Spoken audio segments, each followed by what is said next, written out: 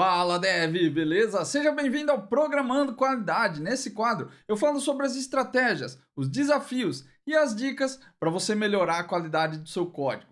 Eu sou André Okazaki, eu ajudo devs a entregar software de qualidade e alcançar níveis mais altos de senioridade. E no vídeo de hoje eu vou falar sobre qualidade sem correria. Como que você faz para melhorar o seu código sem perder tempo? E se você é dev, principalmente de .NET, e quer evoluir na carreira, entregar software de qualidade para virar pleno, virar sênior, já dá um like nesse vídeo aí e se inscreve no canal para receber mais conteúdo sobre o assunto. Será que qualidade e prazo não combinam? Eu sei que quando a gente fala sobre essas duas palavras, parece que elas não encaixam na mesma frase, pelo menos não na nossa cabeça de dev. A gente sempre tem a sensação de que para entregar um software com uma qualidade aceitável, numa qualidade razoável, a gente sempre precisa de muito mais tempo do que aquilo que nos oferecem, né? Aquilo que a empresa quer, aquilo que o nosso usuário quer. E eu quero começar esse conteúdo aqui falando disso porque eu sei que a sua realidade é assim, a de muitos devs é, a minha também não é tão diferente assim. Mas o que eu quero trazer aqui para você hoje, para começar, é que tudo depende de como você olha para isso. Não só para os prazos, eu falei nos últimos conteúdos, nos últimos vídeos aqui, bastante sobre o prazo, né?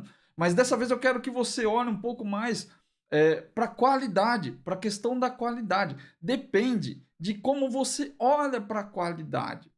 A gente acha muitas vezes que qualidade é um mundo perfeito, né? Só que você tem que entender que o prazo ele não pode ser infinito. Eu sei que você tem ciência de que pô, não pode ser infinito o prazo, nenhum projeto tem prazo infinito, mas bem que podia ter um pouquinho mais de prazo ali. E às vezes poderia, às vezes não poderia, não vou entrar nesse mérito não. Mas a gente tem que ter em mente que tudo dentro de uma empresa precisa ter prazo. Aliás, não só dentro da empresa, na sua vida também. Se você não marcar um prazo para marcar um exame médico, por exemplo, um check-up anual, você não vai marcar esse check-up. Se você não colocar um prazo para ter que juntar suas economias para tirar suas férias, você nunca vai ter dinheiro para as férias. Isso é uma coisa natural do ser humano. Se a gente não tem uma data, se a gente não tem um prazo, a gente não faz as coisas. É assim que funciona. Ninguém é extremamente regrado e autossuficiente, auto-organizável o suficiente, né, para conseguir fazer esse tipo de coisa sem ter uma data. A data serve para a gente matar a procrastinação. Se você deixar uma data muito solta, as coisas não vão andar. Com software não é diferente. Então tenha sempre isso em mente. Não é que todo mundo na sua empresa tem noção do quanto você precisa para entregar. Não estou falando isso. Às vezes a gente trabalha realmente com prazos surreais. Às vezes é porque a empresa realmente precisa, ou às vezes é porque as pessoas erram ali e tomam algumas coisas como verdade quando elas não são verdade. E eu entendo isso. Mas você também tem que entender que precisamos de prazos. E então, o fato de a gente precisar de um prazo e que a gente quer entregar com uma qualidade que vai ser sempre mais ou menos condizente ali com a qualidade, né? Não significa que você não pode melhorar. Você precisa trabalhar com o tempo que você tem para entregar com a qualidade que você consegue. E é claro que o que você consegue entregar sempre pode ser melhor. O que não pode é você achar que qualidade é entregar o código perfeito. É entregar o código super bonito, super elegante, com as melhores práticas de arquitetura, com os melhores desenhos, com a melhor infraestrutura, as melhores tecnologias. Ah, porque o usuário quer que o software escale, mas ele não me dá tempo de montar uma arquitetura. Cara, o tempo existe. Talvez você só não esteja pensando nele do jeito correto. Então, ao invés de ficar pensando que qualidade são tecnologias, qualidade são escalabilidades e disponibilidades e tecnicidades, para pensar na qualidade de outra forma.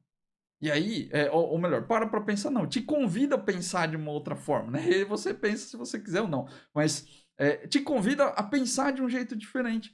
É por isso que aqui no canal eu sempre uso essa mesma definição, que é para a gente balizar aquilo que a gente trata como qualidade. Senão você fica viajando e não consegue entregar as coisas que precisa. Então, as três coisas fundamentais, os três aspectos fundamentais da qualidade de um código é que ele resolve o problema do usuário, que ele é fácil de manter e que ele não tem bugs. É claro que por trás desse conceito existem várias pequenas coisas ali para a gente desenrolar. Existe sim uma questão de arquitetura que você tem que resolver para entregar um código que seja fácil de manter. Mas ele às vezes não é exatamente aquilo que você visualiza que seja. Ou melhor, aquilo que as pessoas dizem para você que é o que a gente vê na internet, né? Muitas vezes você vê um post no LinkedIn, um vídeo no YouTube, e a galera falando de microserviço e falando de arquitetura orientada a eventos e softwares mega bolados do Mercado Livre, da Netflix, do Spotify. E aí, na sua realidade, você está mexendo num sistema que é o Windows Form, ou ASP.NET Web Forms ainda, e você está bem distante disso aí, você fica olhando para o seu código achando que ele é uma porcaria. E às vezes não é. Não estou dizendo que é, mas também não estou dizendo que não é. É só que cada contexto, cada empresa, cada dev está dentro de uma parada ali. E você tem que adequar esse conceito de qualidade para aquilo que faz parte da sua realidade e não na realidade dos outros. Então, esse conceito que eu trago aqui de qualidade é para você se centrar naquilo que importa. Tecnicidades importa, não estou dizendo que não importa. Mas o nível da tecnicidade depende de onde você está, da empresa que você está e do tipo de software que você mexe também. Se você ficar se comparando, você vai achar que qualidade é fazer o software mais bonito do mundo. E às vezes não é exatamente isso. E quais são as vantagens de você conseguir fazer essas duas coisas, né? Entregar software com qualidade e dentro de um prazo? Primeiro, que a maioria dos devs não consegue nem conceber que isso é possível. Porque parece que as coisas não se encaixam, como eu já falei antes. E aí, por não conseguir conceber a ideia, a maioria dos devs não consegue. Ou ele cumpre o prazo, ou ele entrega com qualidade. E fazer as duas coisas para ele não é possível, então ele não faz. A maioria dos devs pensa assim e trabalha assim também. Para ser bem sincero, a maioria das coisas que você vai encontrar por aí é só gente que no máximo consegue cumprir o prazo. Porque também tem isso aí, né? Tem muita gente que não consegue entregar com qualidade, também não cumpre o prazo. E não é que você vai cumprir o prazo em todas as vezes, 100% das vezes. Às vezes dá, às vezes não dá. Mas você vai mirar aquilo que é possível. Só que para mirar o que é possível, você precisa entender que dá para fazer isso. Que a maioria dos devs não consegue. E por não conseguir, a média do mercado, né? Todo mundo fica ali numa mesma média, fazendo as mesmas coisas. Então, quando você consegue entregar um software de qualidade dentro dos prazos, o seu trabalho vai ser reconhecido. Qualidade gera reconhecimento. E se isso acontece dentro do prazo, aí que é o poder mesmo. É aí que você vai conseguir se destacar demais. Porque além de você conseguir cumprir as coisas que precisam, né? Resolver o problema do usuário, entregar um software fácil de manter, né? Que não tenha bugs, isso ainda vai ser visto pelo próprio time. As pessoas do seu time vão começar a reconhecer o seu trabalho. E vão querer fazer igual, vão querer te perguntar o que você faz de diferente. Então, é um reconhecimento que vem em várias esferas. Isso, como eu disse, pode gerar um reconhecimento direto do time e você se tornar uma referência. E de repente você pode ali conseguir um aumento, conseguir uma promoção, por que não? Se o seu trabalho for reconhecido, essas coisas ficam ao seu alcance. Mas como eu disse, você precisa entender que é possível. Que não é uma coisa impossível, que é balela de programinha do YouTube que a gente vê por aí. Não é isso. Né? É possível, você também consegue. Você só precisa entender como trabalhar. E uma outra vantagem é que você vai parecer mais eficiente. E não é que você vai só parecer, você vai ser mais eficiente, mas você vai parecer mais eficiente. É muito importante que você faça as coisas, mas que pareça que você está fazendo também. Por exemplo, se você pode ser o marido ou a esposa mais fiel do mundo, mas se você não parecer fiel, o bicho pega. Então não basta ser fiel, você precisa parecer. Se a outra pessoa, né, seu marido, sua esposa, desconfiar que você está atraindo, já era a sua confiança. Então não basta ser, precisa parecer. E quando você aprende a trabalhar desse jeito, entregando com qualidade, dentro dos prazos, você vai ver que as pessoas vão ver que isso é eficiência.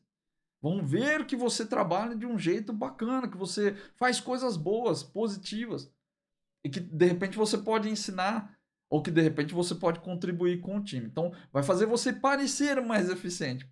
Ser não é, às vezes, né? Ser não é só, não é o suficiente, né? Você precisa parecer também.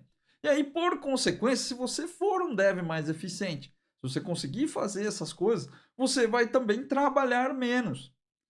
E não é que o volume de trabalho que vem para você diminui, mas é porque você vai começar a perceber que você gasta um tempo gigantesco com retrabalho, corrigindo bug, procurando problema em produção. Você fica um tempo gigante atrás dessas coisas e não consegue entregar seu trabalho. Então, quando você começa a entregar com mais qualidade, você vai ver que esse tipo de problema diminui. Não é que ele vai sumir, né? Os bugs vão estar lá, até porque você não trabalha sozinho nem sozinha. Você trabalha numa equipe. E aí, às vezes, cara, nem todo mundo tem a mesma habilidade. E aí, problema vai aparecer. Né? E também você não vai ser um ser perfeito. De vez em quando acontecem bugs. Né? Mas você vai ver que quanto mais qualidade você coloca em produção, menos trabalho você vai ter. E aí, menos trabalho não, né? Menos retrabalho, porque o volume de trabalho, como eu disse, não diminui. Mas a quantidade de retrabalho, você vai ver que é bem menor. Por isso que parece que é mais eficiente, porque você vai começar a produzir mais. E aí, por consequência, você acaba trabalhando menos. Você vai sentir que está trabalhando menos. E antes de entrar nas dicas, eu quero que você tenha muito cuidado com esses dois erros que eu vou falar agora. Eles são muito comuns, eu já vi vários devs comentando eles por aí nas empresas. O primeiro, pega mais para quem é iniciante, que é buscar atalhos. Quando você é iniciante, você é muito ávido por conhecimento, é muito ávido por mostrar serviço, né? Você quer mostrar que você é produtivo, que você entrega, que você faz coisas incríveis. E aí nessa busca, você acaba procurando por atalhos. Um deles é ChatGPT ou outros geradores de código. Às vezes eu falo sobre esse tipo de ferramenta e parece que eu sou totalmente contra, né? É um tiozão tá falando aí que não serve, porque ele acha que vai roubar o emprego dele. E não é sobre isso. Eu acho que são ótimas ferramentas de produtividade e elas têm as suas vantagens. Só que você tem que tomar cuidado para usar, principalmente quando você é iniciante, porque senão ela acaba te roubando conhecimento. Você deixa de aprender para usar um gerador. Eu vejo muito dev iniciante, por exemplo, querer gerar teste unitário com o ChatGPT ou com o GitHub Copilot. E isso vai te roubar o aprendizado sobre o teste. Então, toma muito cuidado com esse tipo de coisa. Né? Esse tipo de atalho, às vezes te ajuda, mas às vezes te atrapalha. Então, não sai usando só porque é hype ou porque todo mundo fala que é legal. Começa a entender melhor e se faz sentido para você no seu momento de carreira. Uma outra coisa que eu vejo bastante por aí é usar componente maluco que tem pela internet. A gente vê hoje no .NET tem o NuGet, tem o pip para, se não me engano, para Python, tem o npm para Node, né? Então, tem hoje em dia como tem gerenciadores de pacote que são amplamente usados pela comunidade, abraçados, né? Porque tem muito componente lá. Muitas vezes você acha que vai ter um monte de parada lá que resolve os problemas que você precisa. Outro dia eu lembro que tinha um dos pacotes mais usados do NPM, era uma parada para ver se o número é par ou ímpar, era alguma coisa assim. Cara, um negócio idiota, né? Mas a galera baixa para usar. E assim, também não tenho nada contra você usar componentes que estão lá. Tem muitas coisas que você não é a melhor pessoa para desenvolver. Por exemplo, se você precisa fazer pooling em chamadas HTTP, provavelmente, se você usar um componente, você vai ser mais bem atendido do que você mesmo tentar fazer um componente desse. Né, com um sistema de retry, com circuit breaker. E tá tudo bem se você quer usar. Mas, muitas vezes, a galera usa para coisas inúteis como essa aí do par ou ímpar. E tem coisas que ficam ali no meio do caminho que parece que é útil, mas às vezes te atrapalha, gera mais problema do que devia. Eu recentemente tive problema com o AutoMapper, que é um componente que faz mapeamento de objetos. Né? Ele pega um objeto que tem o nome dos campos de um lado, tem o nome de campo em outro objeto, né? E a gente quer fazer uma cópia. Não uma cópia do objeto, né? Mas a gente quer transferir o dado de um objeto para o outro. E aí as classes têm o mesmo nome ali de campos, né? Às vezes você quer transferir um DTO para um objeto de negócio, por exemplo. E aí a galera gosta muito de usar o AutoMapper. E eu, de verdade, eu nunca tinha visto problema nisso. Já tinha lido várias vezes sobre isso, que não é legal usar componente para mapeamento, porque é desnecessário, mas eu nunca tive problemas. Até que eu tive que fazer uma migração de uma versão de .NET. E aí, quando eu migrei a versão do .NET, eu fui obrigado, por conta de alguns breaking changes que tinha lá no Automapper, eu fui obrigado a fazer a troca também do Automapper. Quando eu troquei, mesmo resolvendo os breaking changes ali, internamente teve coisa que funcionava diferente. E aí teve mapeamento que parou de funcionar, começou a estourar umas exceptions lá.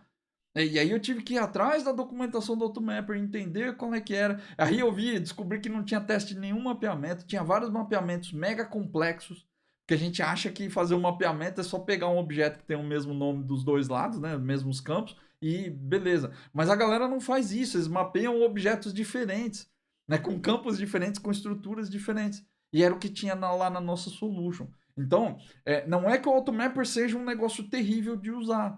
Mas se você não entende a vantagem de usar esse tipo de componente, você acaba superutilizando. E aí, quando dá problema, o problema é monstruoso. Então, muito cuidado. Às vezes, coisas inocentes que você acha que não tem problema vão gerar problemas. E esse tipo de coisa aí, mapeamento principalmente, é uma forma de você entender como as coisas funcionam. Sobre arquitetura, sobre mapeamento, sobre se faz sentido ter mapeamentos ou não. Né? São todos aprendizados. E isso é uma coisa que eu estou mencionando bastante, porque eu quero que você entenda que muitas vezes esse tipo de atalho que a gente acha que é produtividade, que a gente acha que vai ganhar tempo, acaba virando um esqueminha. Acaba virando um esqueminha para resolver o seu probleminha. Só que hoje não é um probleminha. Quando as pessoas vão consumindo mais, fazendo mais, às vezes esse probleminha vira um problemão. E aí você já não vai ter a habilidade para lidar com os problemões. Então, tenha só em mente que, de novo, não estou dizendo para você não usar ChatGPT, nem para usar os componentes do Nugget. Mas você precisa ter sempre em mente que, se você usar eles como se fosse um esqueminha para te ajudar, você não vai evoluir. Ninguém evolui com esqueminha.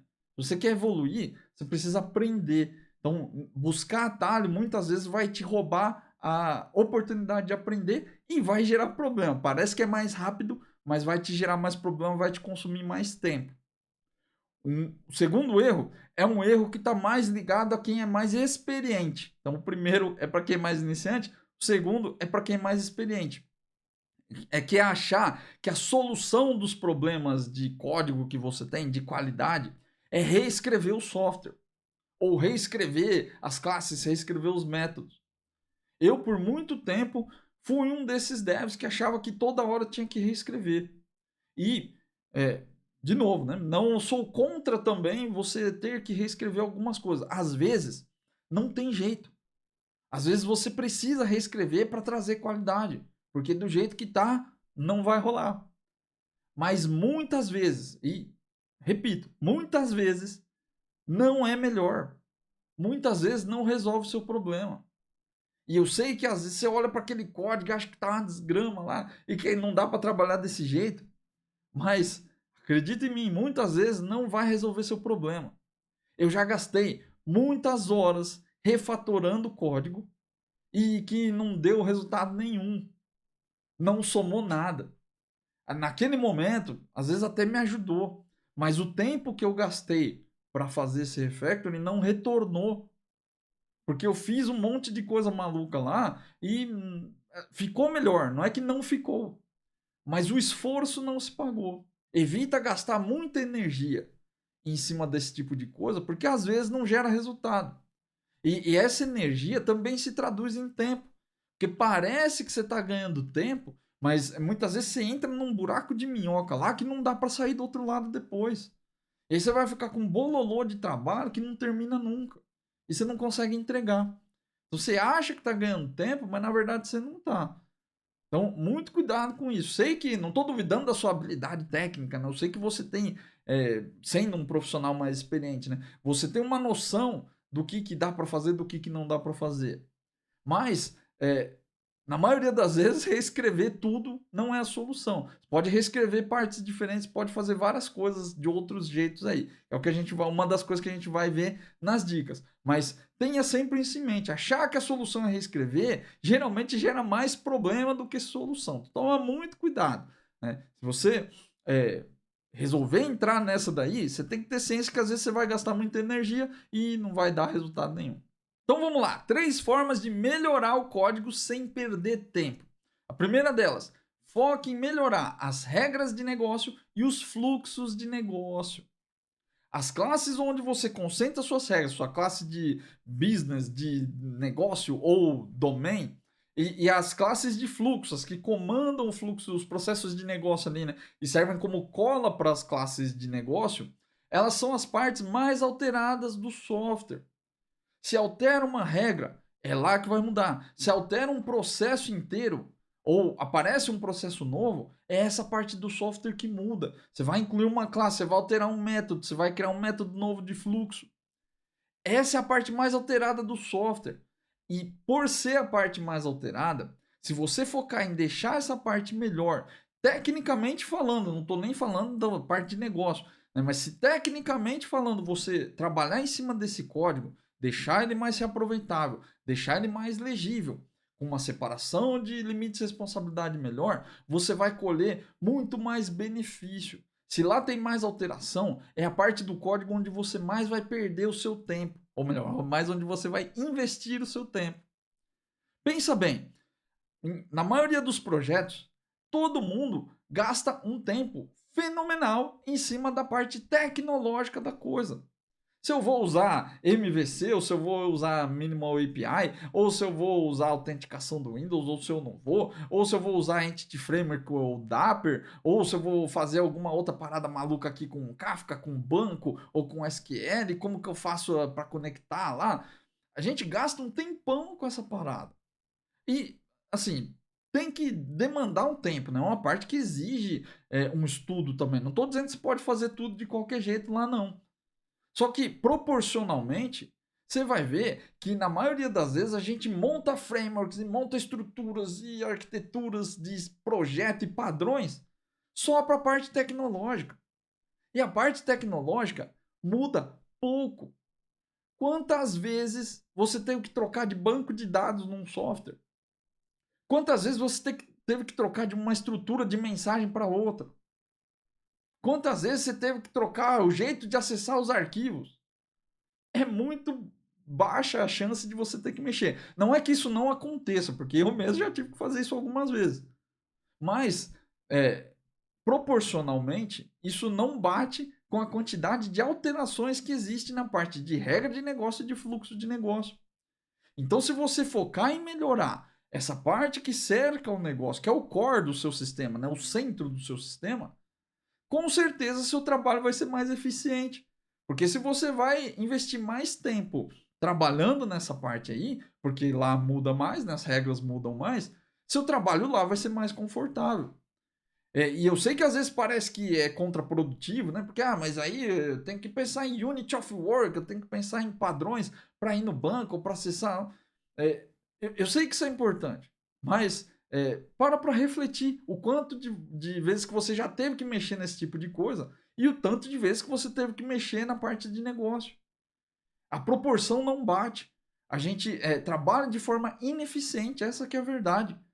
A gente quer fazer coisas mirabolantes ali na parte da tecnologia, mas acaba mexendo 80, 70% do tempo dentro da parte de negócio.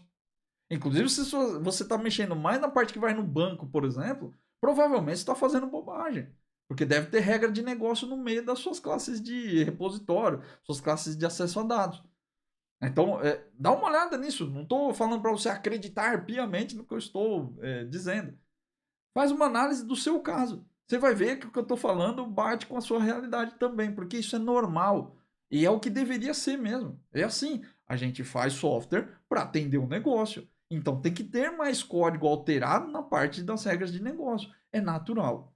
Então, o que você vai fazer para melhorar essa parte aí, né? Invista mais tempo na arquitetura. Como eu falei, a gente investe um tempo gigantesco na parte tecnológica. Quando vai fazer a parte do negócio, você faz de qualquer jeito.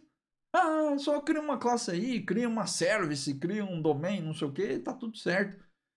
Ah, não, isso aqui pode ser tudo public, isso aqui pode ser tudo privado também, não tem problema nenhum. Você não liga para essas coisas. Fica de lado. Então, invista mais tempo em delinear a arquitetura da parte de negócio. Como que vai ser a estrutura? Como que vai ser a separação de responsabilidades?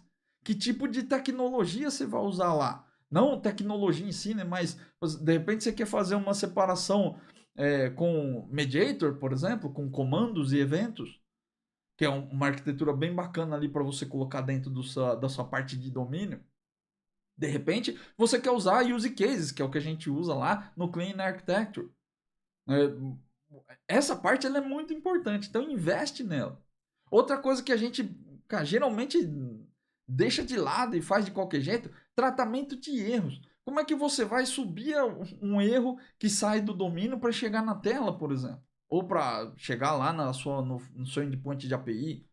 Será que você vai dar uma exception? Será que você vai tratar e ter um objeto de erro ali, mais ou menos como a programação funcional faz? Como que você vai fazer para tratar os erros? Você vai ter que colocar try catch, log.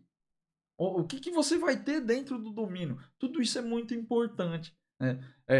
Uma outra coisa que é fundamental e que você precisa concentrar na parte do negócio é teste unitário. É outra coisa também que a gente foca errado. A maioria dos devs quer testar a query, quer saber como é que testa a mensagem que vai para o RabbitMQ. Cara, isso tem uma relevância tão pequena dentro do seu teste unitário que você não faz ideia. Por quê? De novo, essa parte muda pouco.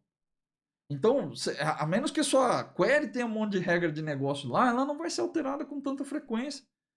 Então, você fazer teste unitário, ficar se matando para fazer mock do MongoDB, do MySQL, do Progress, do Oracle, do SQL Server, muitas vezes não paga o seu esforço.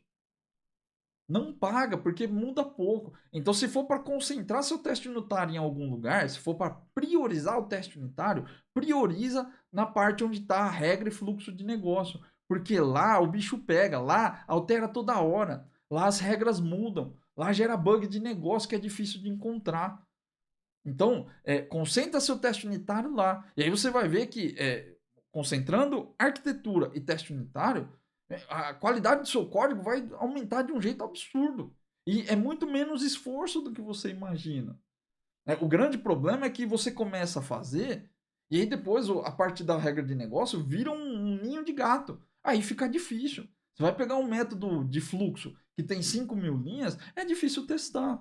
Então tem que ter atenção com isso a todo momento, desde o começo, quando você cria o software, até ao longo do desenvolvimento.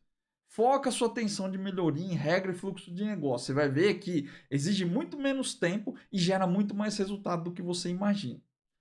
Segunda dica, segunda forma aí para melhorar o código sem perder tempo. Não refatore tudo de uma vez. Quando a gente é dev mais experiente, a gente começa a estudar, a gente vê lá um código que está meia boca ou que parece meio esquisitão e já quer refatorar tudo. Quer pegar aquele método de 500 linhas e refatorar porque ele tá uma porcaria. Refazer o tratamento de erro, mexer em um monte de parada lá. Toma muito cuidado com isso. E isso aqui, essa dica aqui, ela vale mais para código que já está em produção. Se você tem um software que ainda nem foi para produção, você pode refatorar ali com uma liberdade um pouco maior. Não é que você pode fazer isso à torta e à direita aí, né? Mas você tem um pouco mais de liberdade. Agora, se o código já está em produção, isso começa a ficar mais difícil. Principalmente se ele for um código legado, um código que não tem teste. Porque quando o código está em produção, você começa a impor riscos. Eu sei que refactor, não sou contra refatorar código, não. Eu acho que é importante, muitas vezes. Só que se você faz de forma desordenada, tentando refatorar um monte de coisa ao mesmo tempo, se impõe um risco muito grande para um software que já está gerando renda para a empresa. E isso é uma coisa que às vezes vai gerar muito prejuízo, não só para a empresa, para você também.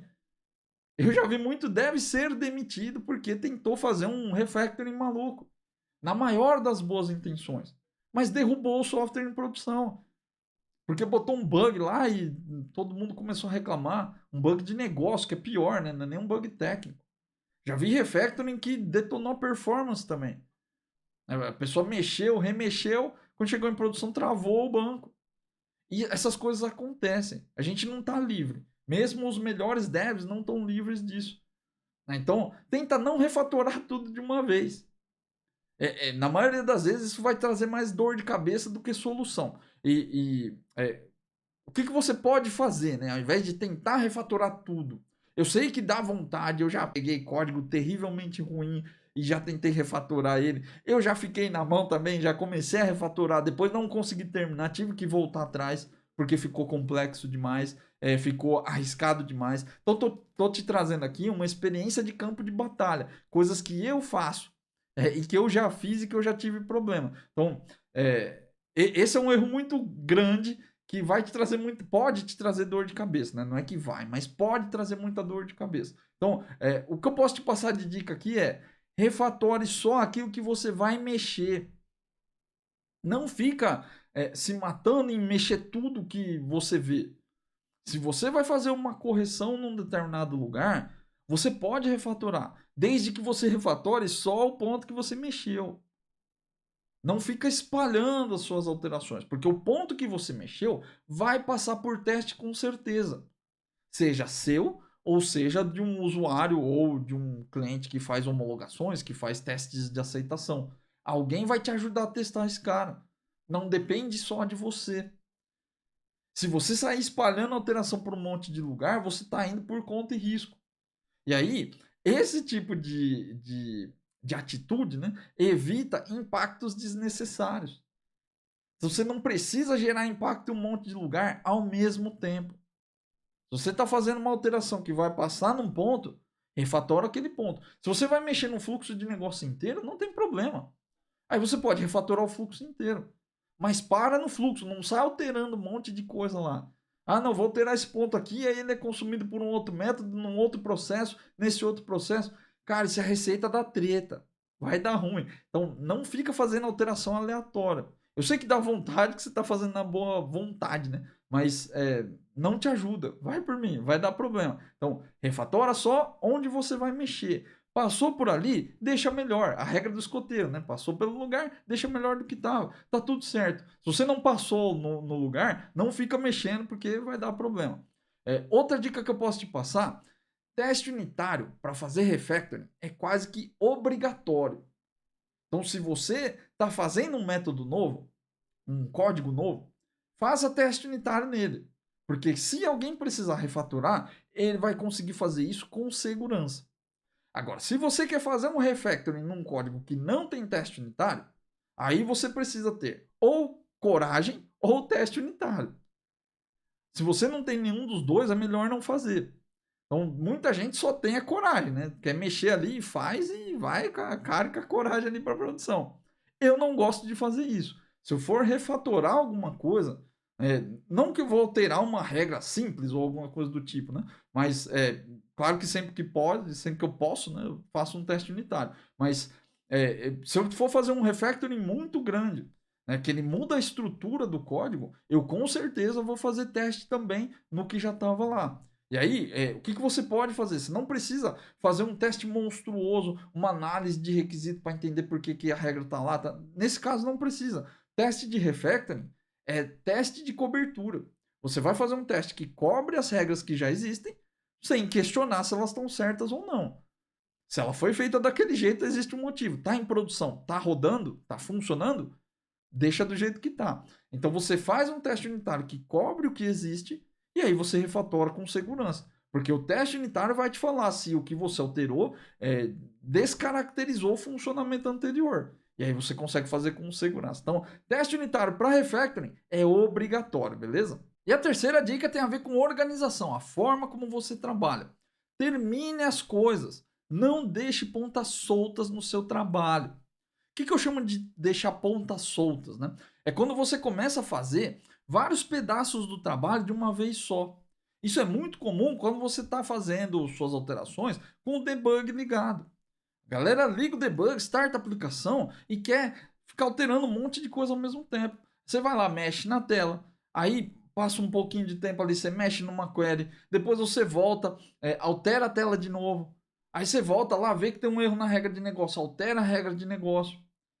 Quando você faz isso, você está bagunçando o seu trabalho, você está trabalhando de uma forma desordenada, né? E descoordenada também. Você está fazendo as coisas seguindo o fluxo do vento. Ah, se eu vou apertar aqui, faz isso, se eu apertar ali, faz aquilo.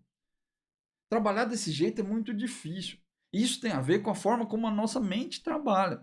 Às vezes eu falo essas paradas de mente, a galera acha que eu estou falando de psicologia, e talvez seja, mas isso aí eu gosto de mencionar esse tipo de coisa para você entender que são coisas que são involuntárias. São coisas que acontecem com todo mundo. Porque é o jeito que a maioria de nós devs aprendeu a trabalhar e é o jeito que a gente enxerga as coisas. Então, se você deixar sua mente se levar pelo trabalho, pelo fluxo, né, você vai acabar fazendo as coisas de forma desordenada. Quando você começa a trabalhar numa coisa, vai para outra e não termina nada, fica um loop aberto na sua mente. Porque fica parecendo que tá faltando alguma coisa. Vai dizer que você nunca teve essa sensação. Você nunca acabou de alterar e você fica se perguntando: será que eu terminei? Será que tá tudo bem? Será que eu deixei faltar alguma coisa? Deixa eu voltar aqui nesse ponto aqui para ver se tá tudo certo. Deixa eu conferir o não sei o que para ver se tá tudo bem. Isso aí vai gerando ansiedade. Principalmente se você for um dev, porque tem gente que não liga muito, né? Ah, eu fiz aí, tá tudo certo. Mas tem dev que é muito comprometido com as coisas. Isso é uma bela qualidade. Só que trabalhar desse jeito, para quem é muito comprometido, muito preocupado, é um veneno. Porque parece que o trabalho não termina nunca. Você fica ansioso, fica ansiosa lá. Caramba, será que eu fiz? Será que eu não fiz? E por isso que você tem insegurança na hora de entregar. Você não sabe se vai dar certo. Aí vem um bug, já bate aquele desespero. Cara, evita de trabalhar desse jeito que a sua vida fica melhor. Muito problema que você tem com prazo tem a ver com isso. Porque você quer fazer o melhor trabalho possível, só que as coisas não andam. O trabalho não termina nunca. Ah, eu fiz um negocinho aqui, fiz um negocinho lá, e aí tá faltando alterar aqui, falta alterar lá. Será que eu alterei tudo? Caramba, não acaba nunca. Que negócio complicado. E aí você não entrega. E no final, quando entrega, ainda entrega com bug, porque você também não sabe, você fica mexendo e remexendo nas coisas. O que você pode fazer a respeito disso? Separa o seu trabalho por fluxo de negócio. Então você pode, por exemplo, criar uma tabelinha no Excel mesmo, no Word, ou sei lá onde você mexe aí, monta uma tabelinha de fluxos de negócio que vão ser alterados pela sua atividade. Os principais, não precisa ser mega detalhista. Olha, tem o cálculo do pedido aqui, tem o fechamento do carrinho, tem o pagamento, né, tem incluir a música na playlist. Bota uma tabela de fluxos de negócio para você entender. E aí, a partir dos fluxos, você pega suas alterações e vê em quais fluxos essas alterações afetam. E aí, quando você tiver essa tabelinha, você vai ter uma visão macro do trabalho. Então tem que alterar aqui, aqui e aqui. Beleza, são esses fluxos. Pega cada um desses fluxos e separa eles por etapas. Pega ali, para cada fluxo, o que o software faz? Primeiro, uma visão macro de negócio. Não exatamente de negócio, assim, uma mistura entre técnica e negócio, né? De repente, o fluxo de negócio é apertar um botão numa tela que chega numa API. E é suficiente. Depois você pega cada parte desse fluxo e separa ele em etapas. Não as etapas que você tem dentro do código exatamente, mas as etapas por onde você vai alterar. Ah, eu clico no botão, tem que chegar numa API que vai no banco e não sei o que, beleza. Rastreia toda a parte que desde o clique do botão até chegar na API, até chegar no banco, rastreia tudo que você tem que fazer e mapeia as etapas que tem que ser alteradas. Desse jeito você vai ter uma visão, primeiro macro, que vai dar clareza, e segundo, por etapa, que vai te dar uma noção do que precisa ser feito. Né? Uma noção de tempo, uma noção de, tecnicamente, né, qual o esforço. E aí depois, o que você faz? Pega cada uma das etapas, começa a alteração e termina. Você não vai ficar alterando e depois indo e depois voltando. Termina. Essa parte é muito importante. Você só vai para a próxima etapa quando você termina a etapa que você está. Então, se você tem que alterar o JavaScript do botão, altera o JavaScript do botão. Terminou a alteração, cara, check na etapa, tá concluído, vou para a próxima. E eu não volto nela. Quando você começa a fazer isso, você vai ver que a ansiedade vai embora. Porque você terminou. Não ficou loop aberto na sua cabeça. Eu já mexi no JavaScript, eu já mexi no back-end da minha tela aqui. Agora eu vou mexer na API, vou fazer alteração na query. Quando você terminar, o trabalho terminou. Isso aí, cara, é um sentimento libertador. Você vai ver que quando termina, dá um alívio. E você fala, pô, terminou, não tem mais nada para fazer. Já fiz o meu melhor. É claro que depois que você terminar tudo, talvez você queira testar todo o fluxo. Mas você vai ver que a fase do teste ela é diferente da fase do desenvolvimento. Outro problema que os devs, outro erro, né, que os devs cometem nesse ponto aí, é ficar testando as coisas logo depois que altera. Ah, eu quero testar o fluxo inteiro aqui, e aí fica testando com debug, fica clicando botão, e aí o botão não funciona. Ansiedade, evita essa parada. Então faz uma etapa, termina ela, aí você vai para a próxima. Quando você terminar, terminou. E para dar esse sentimento do terminei, o teste unitário ajuda demais. Então, se tem uma outra dica para te dar aqui, é fazer teste unitário para isso. Como que você sabe que terminou uma etapa? Faz o teste unitário. O teste unitário vai te falar: testei tudo que precisava nesta etapa, nesta parte do código que eu terei. Quando você terminar, terminou. E aí você vai ver que e vai te ajudar muito. O teste unitário é muito bom com isso. É incrível quando você termina os testes unitários. Você olha para coisas e fala assim, pô, acabou. Não tem mais nada para fazer. É até estranho, sabe? Você fica olhando e você, não, acho que é isso mesmo. Não tem mais alteração nenhuma para fazer no código. É fantástica essa sensação e eu quero realmente que você aproveite dela. Então, não deixe os loops abertos e use o teste unitário para te ajudar com isso, porque ele ajuda demais.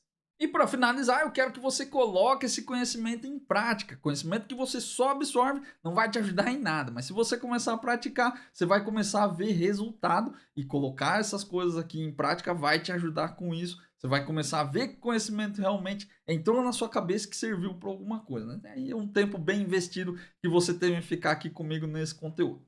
Tenho 3 sugestões para você colocar isso aqui em prática.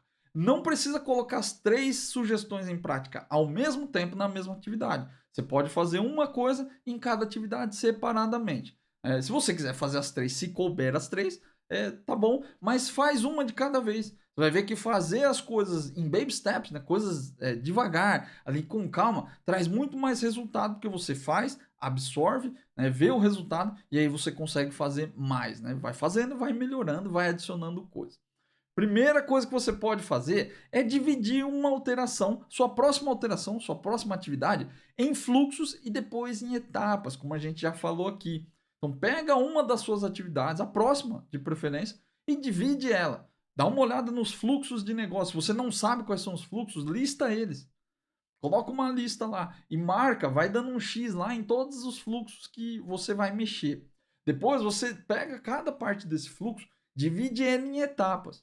E não precisa ser todas as etapas que tem no código. Você só precisa colocar as etapas que você vai mexer no código, que vai passar por alteração.